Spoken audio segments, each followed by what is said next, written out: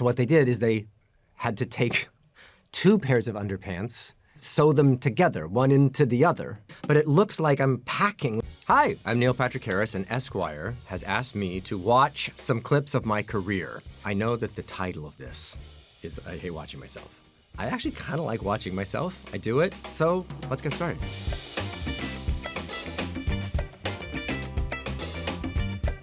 Get her out of here, I mean it! Stop it. It's all right. That was the first real thing I'd ever done. Little Neil Harris getting to fly to Baltimore. We filmed that in a town called St. Michael's, Maryland, and co-star with Whoopi Goldberg in a movie. What? I remember every day. I remember when we filmed that very shot. I remember what the house looked like. I learned what cameras were. It was just searing imagery for me of how this business works. Our family used to go to Universal Studios every year and do the little tram tour and be like, wow, this is how Hollywood works. And so this was like a Universal Studios tour, but of a very, very different level. Jesus started the whole wait 3 days thing. He waited 3 days to come back to life. Barney, trying to make Kobe Smulders laugh. That's Robin. That shows the gift that keeps on giving. Here's why.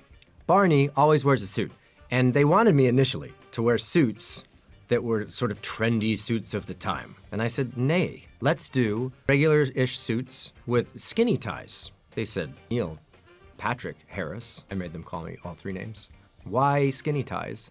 And I said, because like Alfred Hitchcock, Frank Sinatra, Dean Martin, knew back in the day, the skinny tie is timeless. Also, sidebar, I stole that booth. It's in my living room. Don't tell anyone, because I didn't ask. You're welcome. Hey guys, thanks for picking me up. Excuse me, are you Neil Patrick Harris? Wow, nice. I was playing the role of Neil Patrick Harris, a remarkably easy role to perform because I share the name. The creators and the writers of that just thought it would be very weird and fun and cool to have someone so clean cut in theory actually be super hardcore in their version of reality. And I was all for that joke because I'm not a crazy partier. I used to make joints though, like MacGyver, where I would make one that would connect to like multiples and then I'd attach them all together. That was like as hardcore as I would do. I was so proud of myself, like the 2-pronged J. I was like, look at me. Huh? You can light it from both ends. Did you see me naked? Gee, you wanna... Did you? Gosh bless him. He's just so earnest. That was before acne. It went crazy in the face parts for the later seasons. It just had to. I was wearing makeup all the time. Then I'd get zits, and then they'd have to cover the zits with makeup. And then just cycle through. And the voice. It seems like, it seems when I talk, when I'm watching it, that it's sort of an up here. And I'm just glad that eventually the nuts dropped.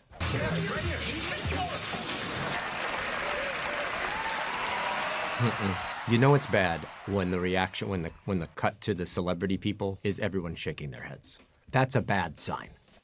I don't think it was a terrible idea. I stand by the bits. I probably should never have done this bit hosting the Oscars because they will inevitably always use the picture of you hosting the Oscars in the weirdest costume ever. And I suppose this was the weirdest costume, was me with like an image of my dong. Another weird sidebar story because I was just gonna wear underpants, like tidy whities, like Michael Keaton from Birdman. But you can't just wear underpants because there's so many lights, you'd see right through it. So what they did is they had to take 2 pairs of underpants, sew them together, one into the other. But it looks like I'm packing. It looks like it doesn't look like that's my actual stuff, but it was my actual stuff. I got a lot of grief from that saying, why are you doing some weird ballet dancer pant with like stuff in your craw? And I didn't stuff my craw, but I had to double my craw, or you'd see my craw. What is the price? I think it's about $1.19. That's what I have, $1.19. I mean, I'm a magician. It's not my bread and butter. I get paid much better doing other things, but it's my hobby. And I love it, and I champion it. I've been the president of the Magic Castle private club in LA. And when I grew up, Johnny Carson was the place that you watched magic on TV. He loved magic too. He would have celebrity guests come on And then you have musical guests, but you'd also have sometimes a magician, a proper magician, and he'd give them a segment, and it was a big, big deal for wannabe magicians or actual magicians everywhere. So having done Doogie Howser, I was able to go on before he had retired. I mean, he's just the best ever. And I got to do a magic trick on the Johnny Carson show. I was doing dad jokes then. So that was me as Hedwig in Hedwig and the Angry Inch. That was actually me performing it on the Tony Awards, which is super fun because normally for the Tonys it's musical theater, you know, an ensemble, dancing, tapping, lots of jazz hands. But we got to do this all punk rock, nastiness, stomping around. If you go back and watch the whole thing, I did a car wash, meaning I stood up on top of the seat of Orlando Bloom and I back and forth my taint all over his face. And then I stumbled over to Samuel L. Jackson and took his glasses off and licked them and put them back on his face.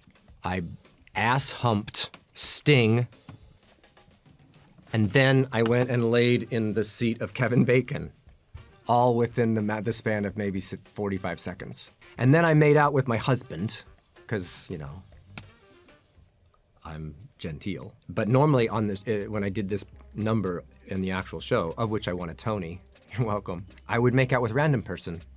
I'd just climb up to the edge of the stage, and it was just it was the power of the theater and pre-pandemic, and that was so fun because it was free. It didn't count, like I wasn't in trouble for it, and I could spot someone that I thought was cute. Only problem with that plan, by the end of the run, people knew that that's what I did. And then in the seat I normally go to, creepy dude, just like begging for it. So I'd go to his friend. You're not gonna tell me how I put my mouth on yours. Your security. Really? Well, good for you, Penelope, because you know That who was when I am? hosted SNL, which is crazy. Because that's like, I think for almost anyone, one of those big bucket list moments. And the cast was so strong. Like, that was Kristen Wiig. Couldn't have had more fun. I can't wait to be relevant enough to get to do it again sometime. There are cameras everywhere. The exterior, all along the grounds. If you don't know of Gone Girl, start with the book, then go to the film. David Fincher's one of the greatest directors ever of history and currently filming. He's known for filming a multitude of takes. Normally when you're making a film, they spend hours with a crew lighting everything. You wait as an actor in your place. And then they like, bang, bang, bang, okay, they're ready for you. And you come on, they want the actors to go fast and do a couple takes. Great, got it, moving on to the next thing. David Fincher doesn't agree with that dynamic. So they did spend a lot of time setting up the shot, but then he would give the actors equal time to figure out how best to do the scene. And you just do take after take after take after take after take after take after take after take. And so you felt that when he said, great, we got it, that you actually got it. I played Count Olaf. It's based on the Lemony Snicket books by Daniel Handler. That was just the craziest, greatest sandbox to get to play in. We filmed it in Vancouver. Every set was real. I thought the whole thing would be CG, but no, man. And every book was a different set. That whole thing of Olaf's whole mansion the whole thing was fully realized, and then 2 weeks later, torn down, and then they would build like a full-size sea town. And I had prosthetics on. It's the worst I've ever looked. The most fun I've ever had moving my face around. And best of all, it was Barry Sonnenfeld who directed it. All of those shots are intended to be symmetrical but asymmetrical. It's a really fun experience to film such extreme content in the hands of someone that's so skilled. And I got to talk in funny voices. I introduced them. That's called having an affair with someone from work. Not an affair, he left me for Tyler, then didn't have the balls to admit it. Nice. That's my most recent work. It's the Netflix show Uncoupled, and it's done by Darren Star and Jeffrey Richmond. Darren Star, you may not have heard of him. He did Sex and the City, Younger, Emily in Paris, and this is the new one. It's a gay breakup show where you're watching me date people again, but it's sort of for everyone. How is that possible? You'll have to watch and see. And a lot of nudity. Can I give you a hand with that? I'm good. And so while you watch those, you can either be titillated, which that's the hope, But if you're not, at least appreciate how much I felt the need to flex and not exhale during the filming. Well, that's it. I have a lot more weird chapters in my life, so let's do it again sometime soon. Watch Uncoupled. Bye-bye.